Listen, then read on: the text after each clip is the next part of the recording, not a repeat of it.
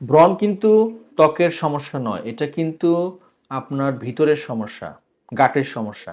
আসসালামু আলাইকুম, আমি ডক্টর শেখ মশিউর মতিন, কাজ করছি ইন্টিগ্রেটেড মেডিকেয়ারে as a functional and aesthetic dermatologist হিসেবে। আজকে আমরা জানবো একনির মূল কারণ এবং চিকিৎসা, কিভাবে ফাংশনাল মেডিসিন একনি ভালো করতে সাহায্য করে।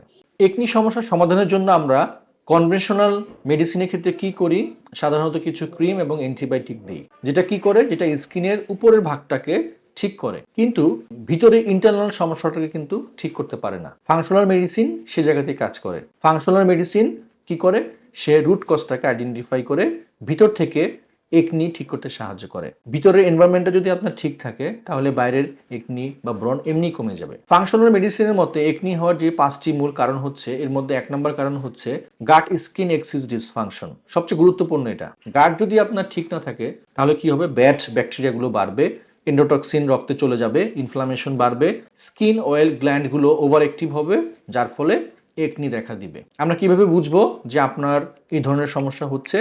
আপনারা খুব সহজেই বুঝতে পারবেন কিছু সিমটমসের মাধ্যমে, যেমন প্রচুর অ্যাসিডিটি হবে, কনস্টিপেশন বা কোষ্ঠকাঠিন্য থাকবে, অ্যাসিড রিফ্লাক্স থাকবে এবং লং টার্ম অ্যান্টিবায়োটিক খাওয়ার একটা হিস্ট্রি আপনাদের থাকবে। 2 নম্বর যে কারণটি হচ্ছে সেটা হচ্ছে হরমোনাল ইমব্যালেন্স, স্পেশালি অ্যান্ড্রোজেন ডোমিনেন্সের ক্ষেত্রে। এক্ষেত্রে ব্রণ খুব বেশি হয়, যেমন যাদের টেস্টোস্টেরন বেশি থাকে, ইস্ট্রোজেন প্রোজেস্টেরন ইমব্যালেন্স যদি থাকে, পিসিওএস এর সমস্যা যদি আপনাদের থাকে এবং কর্টিসল লেভেল যদি বেশি থাকে।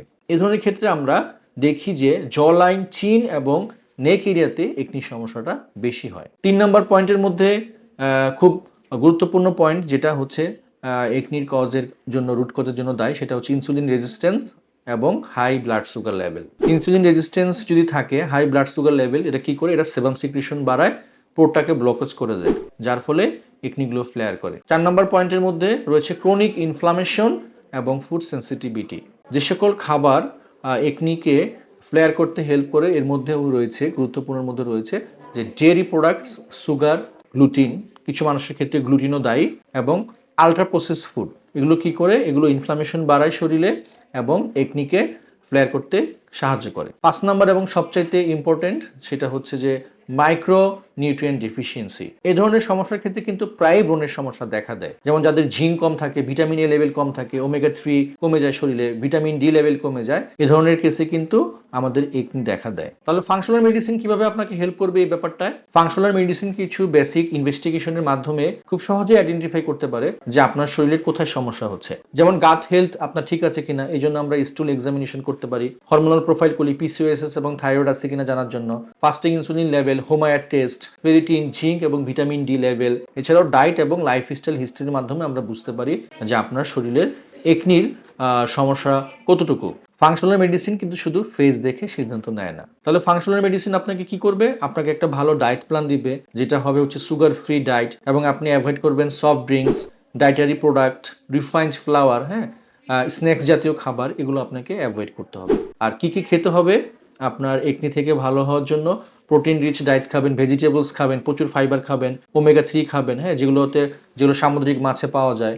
এছাড়া কিছু শাকসবজির মধ্যে করলা খেতে পারেন, হ্যাঁ, এগুলো কিন্তু শাক, এগুলো কিন্তু শরীরের ইমিউন সিস্টেম বাড়ায়, ইনফ্লামেশন কমায় এবং একটি কন্ট্রোল করতে সাহায্য করে। এছাড়াও ফাংশনাল মেডিসিন বলে দেয় যে আপনার লাইফস্টাইল কীভাবে চেঞ্জ করতে হবে। আপনাকে প্রতিদিন কয় ঘন্টা ঘুমাতে হবে, বিশেষ করে 7 থেকে 8 ঘন্টা ঘুম খুবই জরুরি। স্ট্রেস কীভাবে কমাতে হবে, রেগুলার বাউল মুভমেন্ট যাতে ঠিক থাকে সেজন্য কি করতে হবে, হ্যাঁ, এই ধরনের কিছু নিয়ম কানুনও ফাংশনাল মেডিসিন আপনাদেরকে হেল্প করবে ঠিক করার জন্য। এছাড়াও ফাংশনাল মেডিসিন কিছু সাপ্লিমেন্ট সাজেস্ট করে থাকে, যেগুলো আপনার একনিকে প্রতিরোধ করতে সাহায্য করে। যেমন জিঙ্ক, যেটা অয়েলটাকে কন্ট্রোল করে, তৈলাক্ত ভাব যে থাকে স্কিনে সেটাকে কন্ট্রোল করে। ওমেগা 3 ইনফ্লামেশন কমায়। প্রোবায়োটিক্স, যেটা আপনার গাটকে রিপেয়ার করবে। ভিটামিন ডি আপনার ইমিউন সিস্টেমকে ব্যালেন্স করবে।